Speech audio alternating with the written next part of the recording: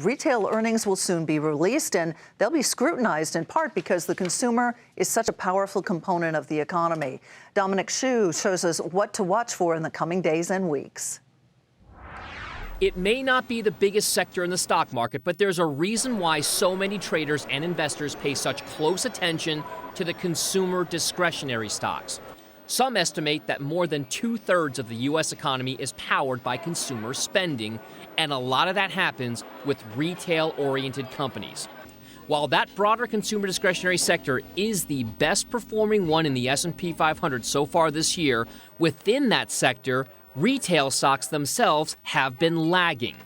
The broader consumer discretionary category has actually been the best performing sector. It is true that in recent weeks, you've seen somewhat of a pullback there in a relative sense. Some of it, I think, is valuation oriented. Again, these stocks did very well earlier in the year. There may also be some concern about how consumers and retailers will fare with the prospects of higher interest rates in the coming months.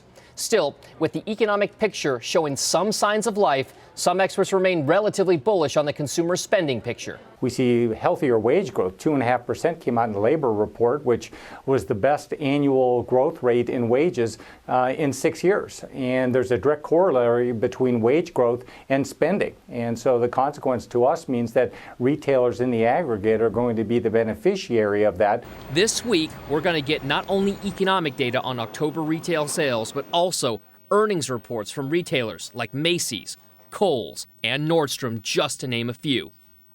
All of this is happening just weeks before things really ramp up for the holiday shopping season, the most important part of the year for these retailers. Investors will be listening closely to what these companies have to say for any signs about the rest of the year. For Nightly Business Report, I'm Dominic Chu.